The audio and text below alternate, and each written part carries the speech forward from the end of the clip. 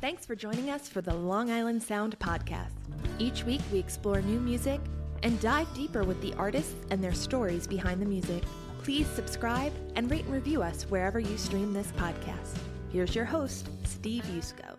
You got to check out this band. I interviewed two of the band members, Ash and Nick of Nonstop to Cairo. What a great band. It's hip-hop, it's rock, it's jam band, it's ska. I don't know what to call it, but you're really going to enjoy the interview and you're going to enjoy their music. Hey, let's take a listen to $1 Million Space.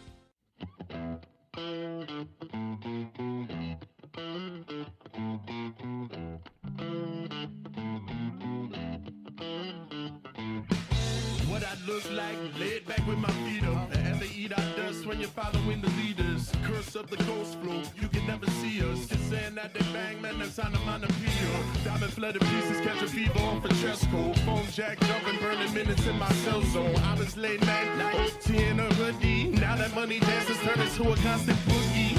Cause we was on the block like deadly. Money stacked high, the hell you gon' tell me? Mama's crying, praying on our safety. Cooking with the aprons on, with the flipping pastries. Know it's funny how that money changed your day, but on the low, I wouldn't have it any other way. It's like the saddest poem, something I should sing. Look inside my place, I got $1 million space. Look inside my place, I got $1 million space. Said, look inside my place, I got $1 million. I got it here. Look inside my place, I got $1 million space. Said, look inside my place is empty. Look inside my place, I got $1 million space. Said, look inside my place, I got $1 million. Yeah, look inside my place, I got $1 million space. Said, look inside my place is empty. Yeah.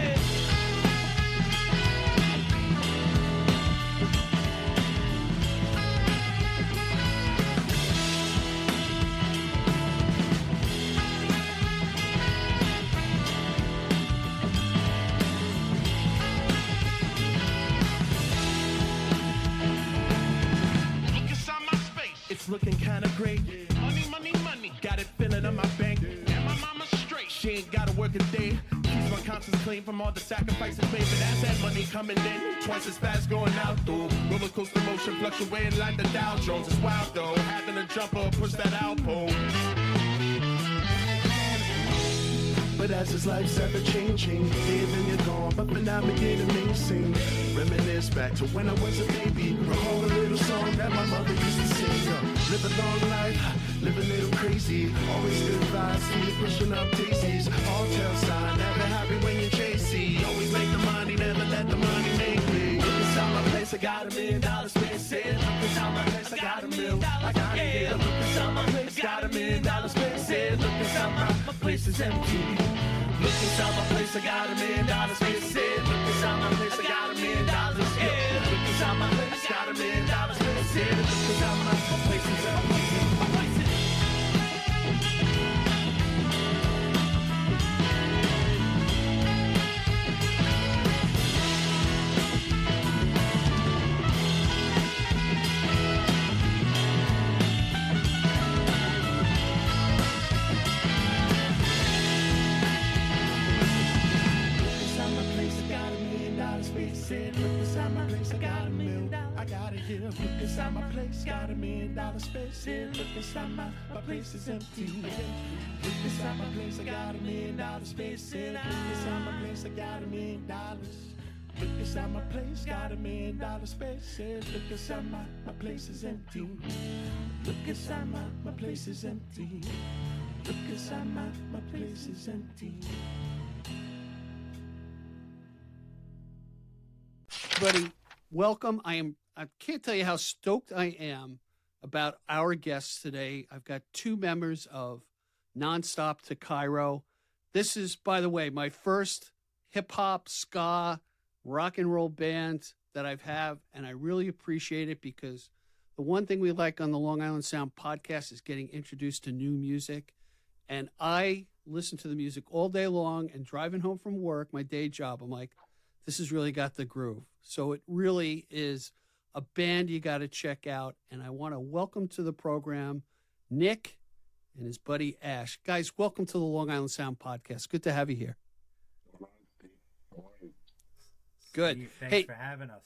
Sure. So you guys got to be excited. You just you put out a single, I think, on the 28th of April, and then you've got the album Kai, which is coming out on Cinco de Mayo. So you got to be pretty excited about that. I looked at your background. I love the horns on what you're playing, but let's turn the page back a little bit. When did you guys get together and form as a group?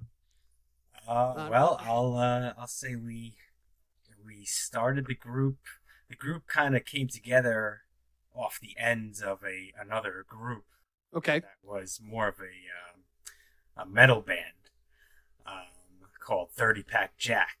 Okay. And we used to go around the island and tour a little bit. And when that kind of was falling apart, mm-hmm. we continued on as just a three-piece. And I took over as the main vocals at that point.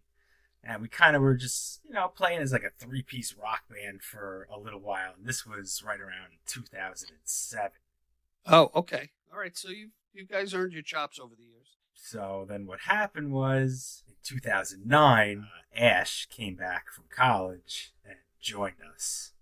And the sound transformed into the nonstop that, we started our real nonstop journey at that point, which was 2009. Nice. I'm just going to give you my impressions because it's so fresh to me. There's an energy that you guys put out that speaks to me as part of angst and celebration, if that makes sense. And you just kind of lay out life out there through your music. That's just my impression right off the bat, to the point where I'm like, yeah, I really want to talk to these guys because they seem to really love what the hell they're doing. Is that the case, Ash? Is that what motivates you to be an artist and musician and do what you do? Steve, we've done a bunch of interviews, especially of late with the project coming out, and I will say the way you put that is to the T, the way I would describe how we went about this particular project. There's a lot of angst. There's a lot of excitement. We've been wanting to drop this for quite some time. For everybody, it's just we had to put our own twist and creativity to the music, so it took some time to cook up, and we're very excited to be dropping Kai tomorrow on Cinco de Mayo. My assumption would be that the impact of quarantine and COVID as an artist screwed everybody up. It either gave a lot of room for creativity or trying to be how do you perform when you can't perform, right? Type of thing.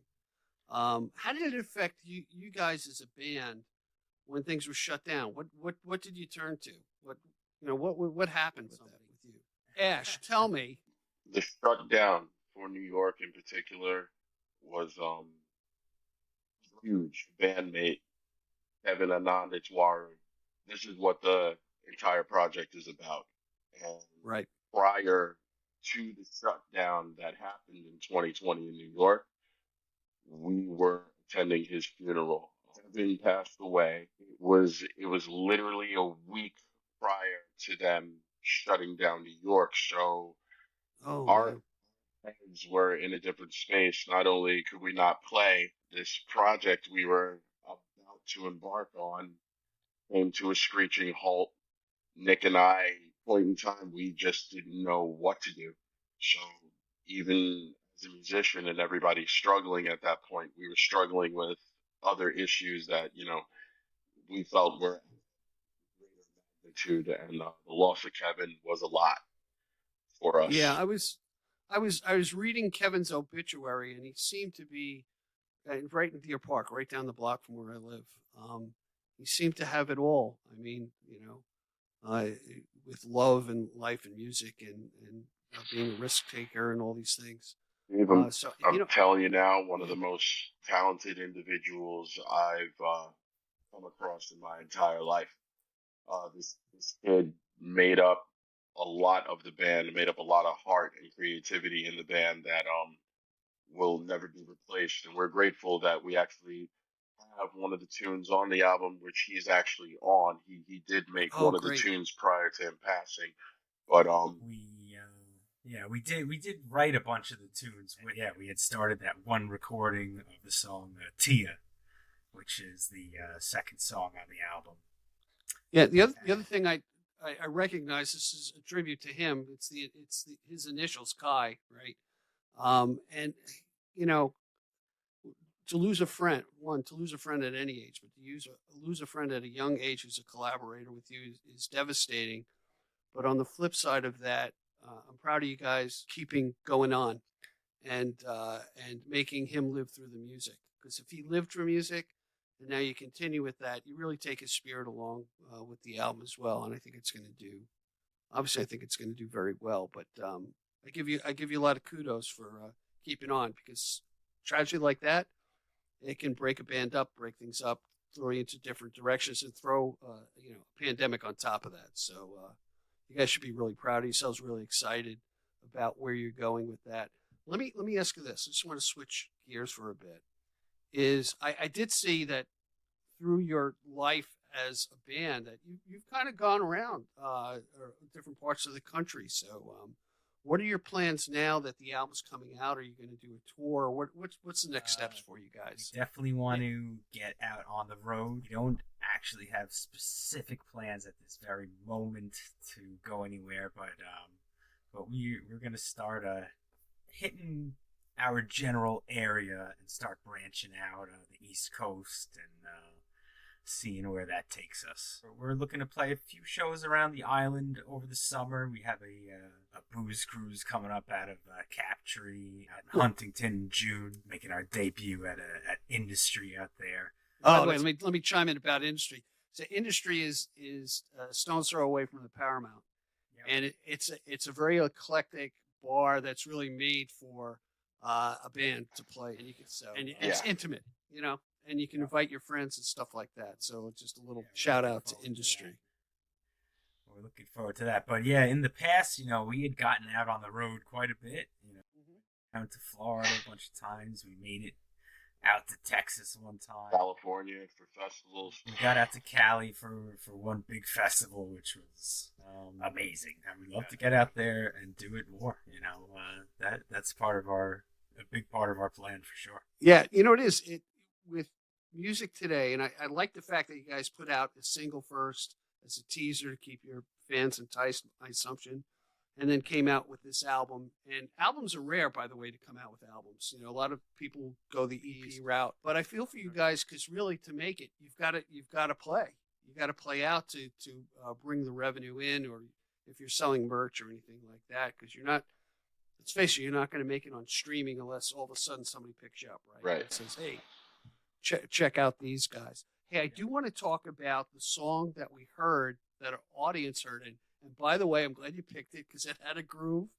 I sound like Dick Clark. It had a groove, and I could dance to it. For an old man, that's a pretty groovy song. But tell me about $1 Million. What is it? $1 Million Space. $1 Million Space. Yes. Yeah. How did the muse develop, and who developed it? And don't be shy, Nick. If it's your guitar playing, I want you to step up. Yeah. And man up and say it was all me. No, this is one of those cases where sometimes as a songwriter, you just never know when that inspiration's gonna hit. So like you got to be ready. And I believe that was one of the tunes that I woke up out of a sleep, and I just had this, I had the $1 Million Space kind of riff at first, and I just kind of like hummed the riff, and then I finally, the next day, I was lucky to record. I always record everything on my phone, Yeah, sure. The next day I put it down into a guitar form, and we actually have had the song since right after our last album, Dabble Heavy, and me and Ash just kept it alive throughout those years. It's like, oh, don't forget $1 Million Space. And then when we finally had the right group and the right guys, and we put it all together again, it was like, that's a special pocket, a special group. Nice. Yeah. So how many guys are in the group now, and name them off for me so they get their credit too. And then I got a question about collaboration and how you take it into a group. Maybe on that song. So who's in the group besides the two of you? So I'll do the rundown. How's that? Yeah. Because I sound a lot better than Nick. He's a little muffled. What can I tell you? An artist with a shitty microphone. Anyway, so we got Nick. I bust balls. I'm sorry. That's what I do. It's going to be a different type of. The rest of the interview is going to kiss your ass, not here on the Long Island Sound. All right. So we got Nick Diamond. I don't believe that's his real name. It's got to be a stage. Is it your real name? All right. So Diamond is a stage name, right? I didn't believe it for 20 years, and then he showed me the ID finally. I was in awe. All right. We'll go with that line of bullshit. Then we got Ash, August Harris, right? Right, Ash? Correct. And then we got Andrew Gamara, correct? Yeah, he played tenor sax on the album. Tenor sax. And then Ed Nevin is the bass player. You That is correct. You can pick those guys up anyway. I want to know how long he'll be in. And sorry, there's a lot of jokes about bass players. So, and you know what? By busting his balls, he's going to listen to it. We mentioned you, Ed. We will make sure he chimes in, especially on this part. Yeah. What was it like for him to try out? Boop boop boop boop boop. You're in. Okay. So sorry. That's bad and rude. I'm sorry, but this is the way it goes. And then you got Jake Dickinson on drums. Oh no. Oh, he's gone.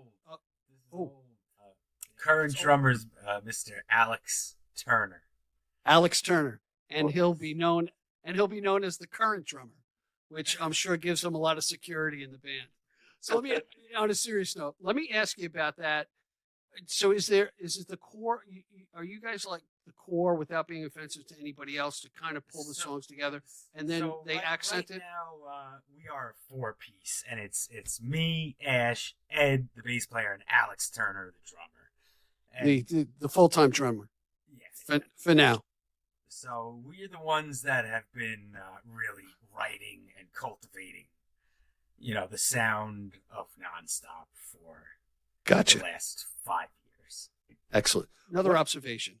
What I liked about your music, in listening to the different songs, it almost sounds like different bands. And don't take offense to that. It just really kind of blew my mind. I'm like, to me, it just gave me a tiny view, just audibly, to say, wow, these guys got a real breadth of genres in what they do and their influences. So on that note, Ash, who could you say is one of the biggest influences into your music that you've listened to over the years?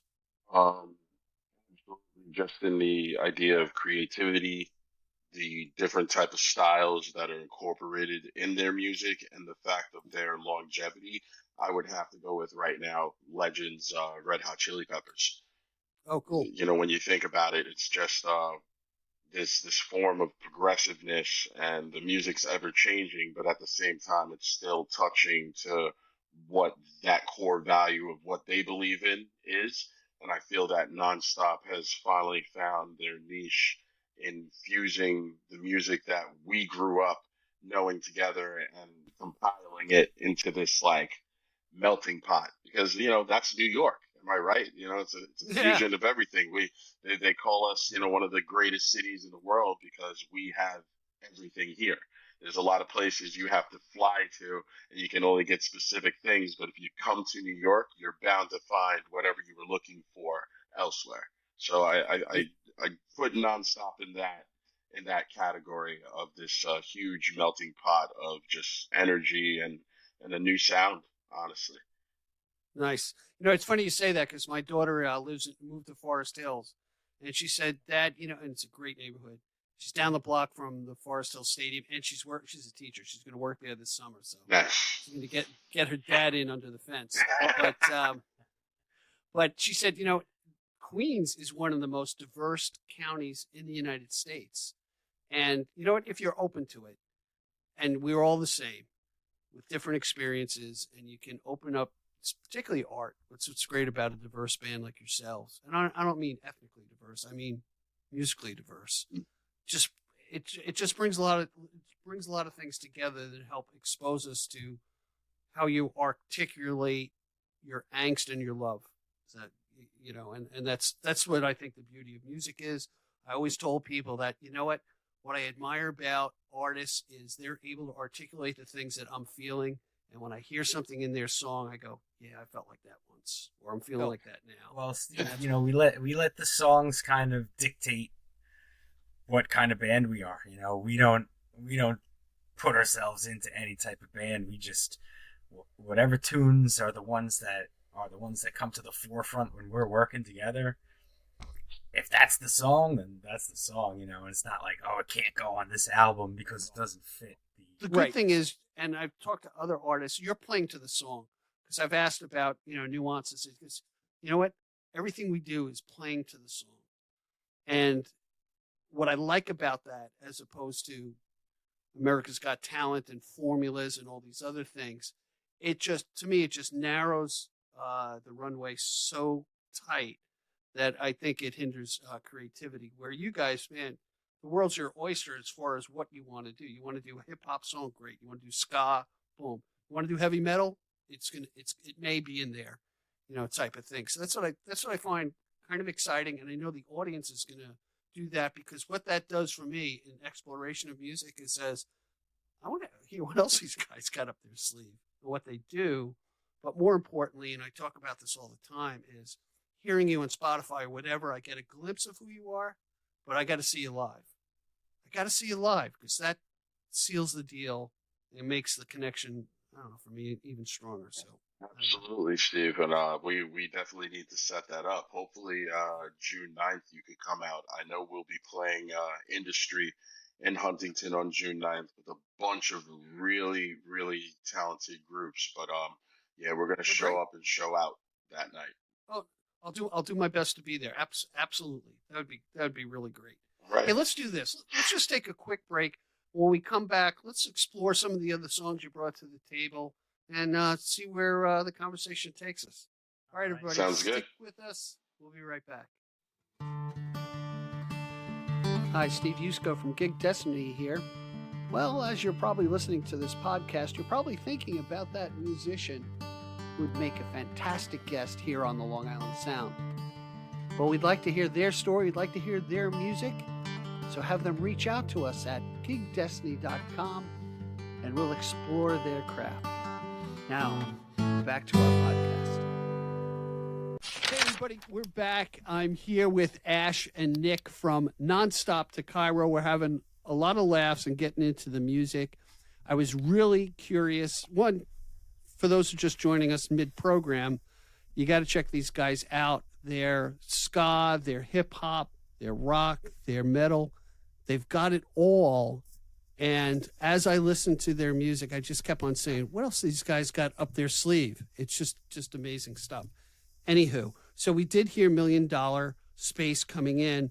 And I want to talk about Awkward Situation, just how that came about. Give me some timing, who created it, and what was the thought process in putting that together? Awkward Situations was cool. After Kevin had passed away, Mm-hmm. there had definitely been some tunes on the album which he hadn't been a part of, but kind of was the spark of inspiration for it, because we, for the first time in a very long time, had no horn player. Kevin used to play the trumpet as well as synth and hit the piano keys, and sometimes at the same time. So he's just... Wow. His talent really embodied a lot of the band. So when he transitioned, it was a huge transition for us. And for the longest, I've been in a band. We like 7 to 8 guys. Huge horn section. It's always been this big, impactful, boistering sound. And throughout these years and COVID, you kind of get to learn a little more about your music, about your band, about yourself. And in these last 3 years, what we have come to find out is less is more. Less can be more quality. Less can open up spaces for other instruments to kind of take over, and less allows those instruments to play with others and mix even better sometimes than having 10, 20 instruments on a tune. And I think in the last 3 years, we figured that out. And in our way of being nonstop, we perfected it to work out for us and be able to make the music that we have made. So Awkward Situations, definitely one of those songs. Mr. Diamond catapulted that song. He came up with this very like lighthearted riff, and I didn't know where he was going with it. And then all of a sudden, just the heaviest thing you could hear, fast pace and just energetic. And I knew what they needed from me for that tune to kind of carry over into the hook. But once everything was said and done, just a fireball full of the energy. The song is just huge, and the rap rock, the mixture of that, I find I haven't heard something like that in a very, very long time, and it's refreshing. Yeah. One of the things I got to ask you about is the challenge of having a song that's developed in the studio with a big sound, with a big brass section, and now going out and taking it live. Do you go, I'm going to adjust my seat again. Do you then go out with, when you go and play live, do you try to duplicate that horn section, or do you approach it differently far as, yeah, Nick? Now we're kind of like playing our first shows, other than a couple random ones in the past without horns. Okay. And we went on some runs last summer up to Buffalo and that area without any horns. And it's actually been a lot of fun for me as a guitar player to have that little bit of added responsibility of catching certain parts of the horn line into it. And I think it's created like a little bit of a different version of the song sometimes live, which, better or worse, I think it's just cool that it's different. I agree with you. Nothing's worse to me than, and I've had a couple artists, growing up as a kid, where I went to the concert and said, that's exactly as the album. And I was disappointed. I'm not even going to say who it was, but it's like, I can hear that at home. But now, for you to tell us who it was, Steve. It was it was Jackson Brown. Son of a gun. Jackson. And I love Jackson. You know what? Yeah. But Jackson was early in his career, and he didn't know how to be honest with you, he didn't know how to entertain. He really just, he was a great singer-songwriter, and he just moved from song to song to song. And, that he developed that over time. But I do like hearing a band that does a little twist to it, gives me a little some innovation live. That's why I like things live. Anything can happen, and then you kind of groove in with how the audience is responding to you, and you're pulling off that energy, and you come up with other shit, which is great, right. Anyway, I'm talking too much again. I'm sorry I do that. Let's listen to Awkward Situation and ending my awkward situation right now, and we'll be right back after the song. Check it out, everyone.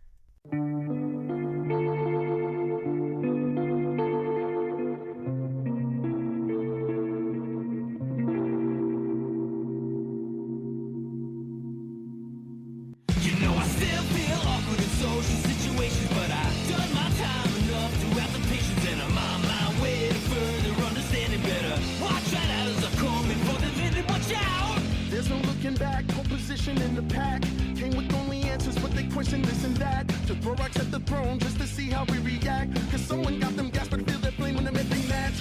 And I take that personally. 2-3 MJ fade away. 3 feet on that day to day. Gave everything in the kitchen sink. The road we travel's winding narrow. Like they say they shooting at you. Keep your cool staring down that barrel. Sometimes we all look back on better days when you've all but lost your way long ago.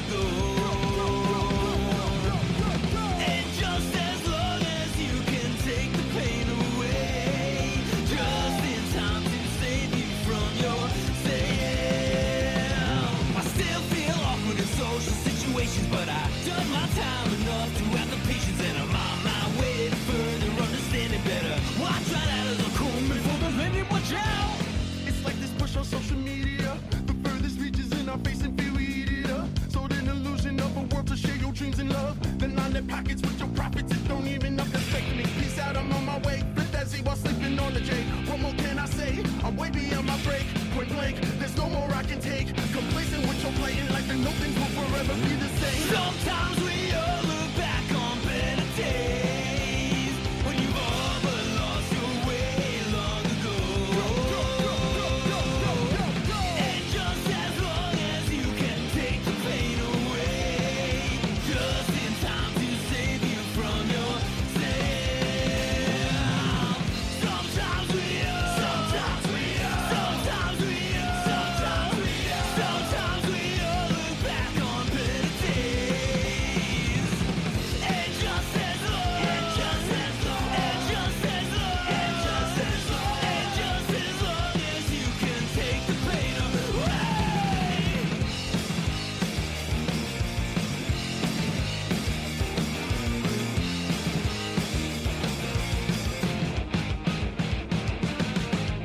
done slurping? He's done slurping. All right, great. Hey, everybody, we're back. We just heard Awkward Situation. Great song, guys. Thanks for giving us the insight on how that came about and how you're structuring the band and what we got to look forward to. So you've played around the country a lot. Do you have a favorite venue in the New York metropolitan area that said, we had such a great time playing at this venue and had a good crowd? Does anything come to mind from either of the review on that? Sure. Yeah. I mean, I would say when we played the Gramercy Theater in the city, Nice. opening up for Fishbone Really?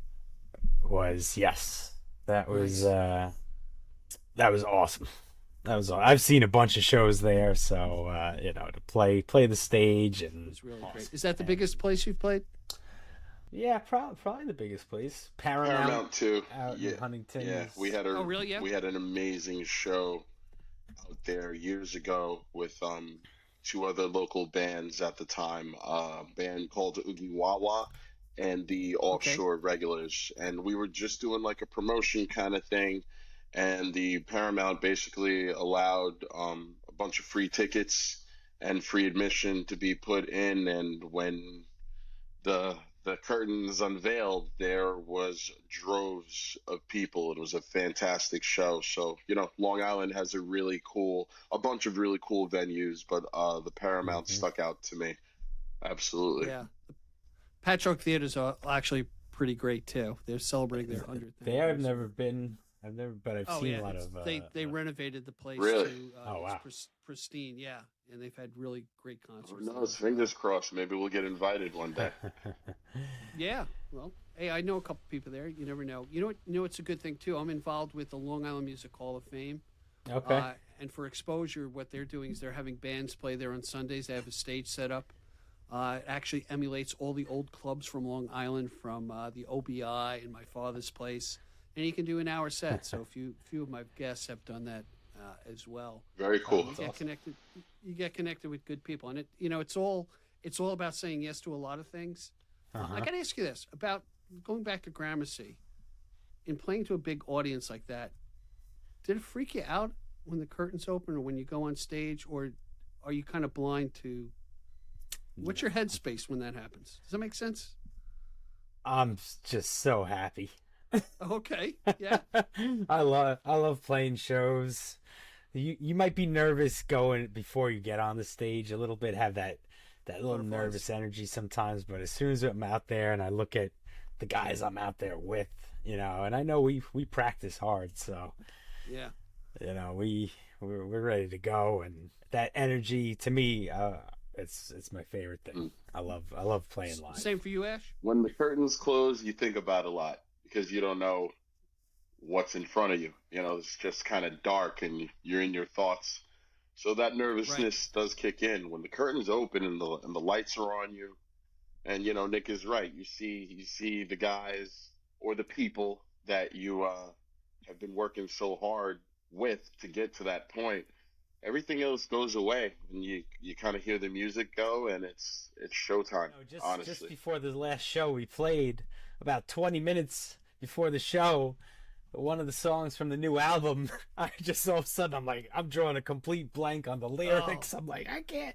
I have to go up to Ash and be like, yo, Ash, what's my lyrics? This song, and as soon as it says the first words, I'm like, oh. I would say, as much as we didn't think we did when we started to now, we seem to have always had a message in our music in general. I think it relates to everybody in just daily life, just the normal person out there who's waking up and going to sleep and in between just trying to do everything they can to kind of survive, especially in New York. Right. So oh God, yeah. I do feel that we're relatable, and as time has gone, we've just built and cultivated this sound that really speaks to people universally. Like I've said before, the best thing about Nonstop to Cairo and just being this fusion that we've put together is we have a lot of songs that are expansive, and they go different spectrums that if we have to play quite possibly with a heavier rock band. There's some stuff in our resume we can fine tune and pull out, and it can be kind of incorporated more to that. If it's a little jazzier, we've got that in our resume, so it's super helpful. And then if you wanted to be the jam band like Fish, you could be that as well. That's how we. That's practice. That's literally practice. That's how it starts. That's how some of the songs are even created. Guys, we should be a jam band. We used to be a jam band, and then we found lyrics. Basically.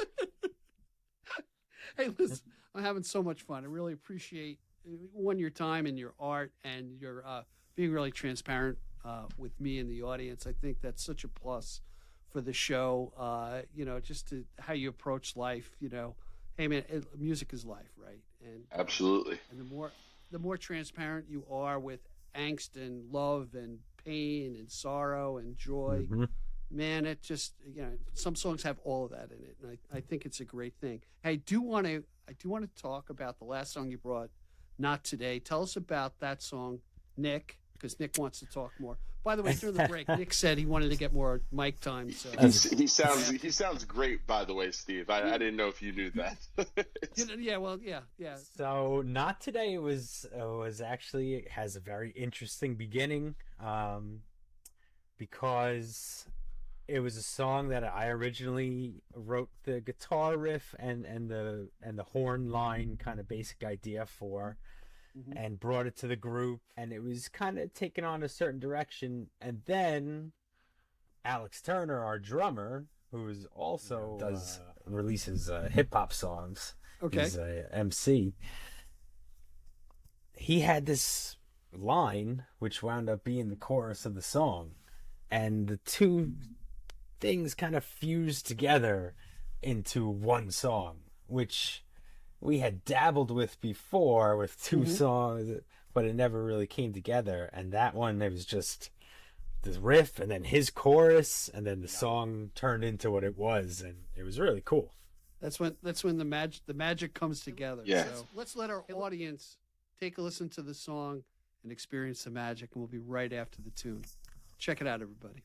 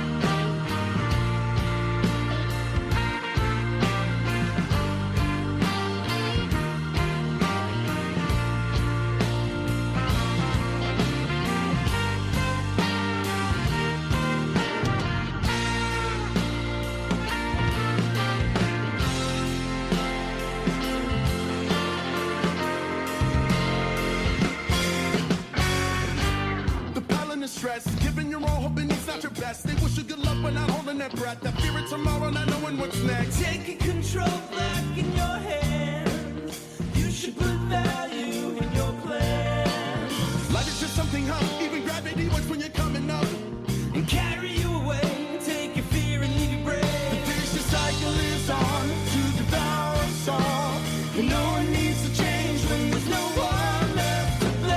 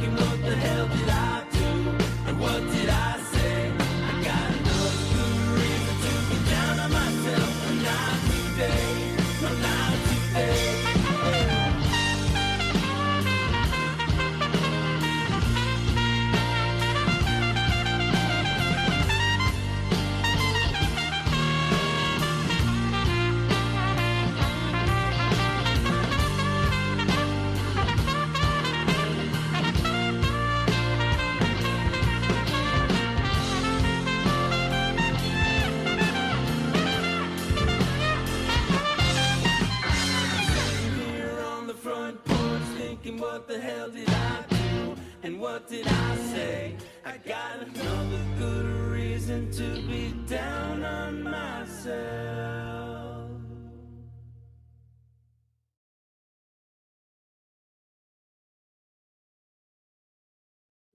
Okay, I'm going to sound like a music promoter for a moment. You guys have, not you guys, the audience, you've got to check out Nonstop to Cairo.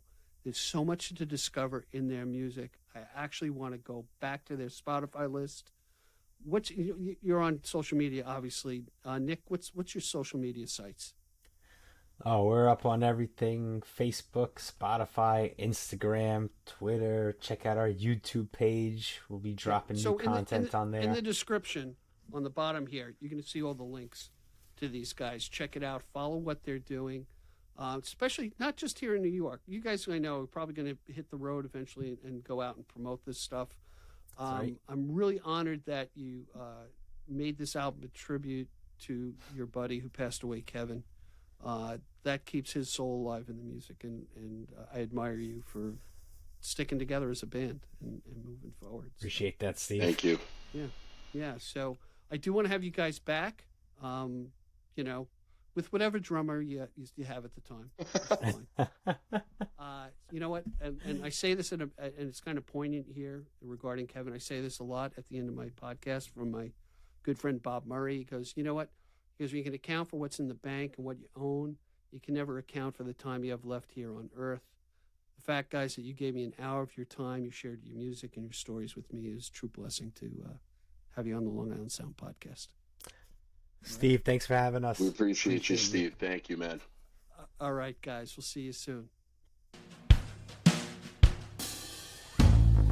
Thank you for joining us today.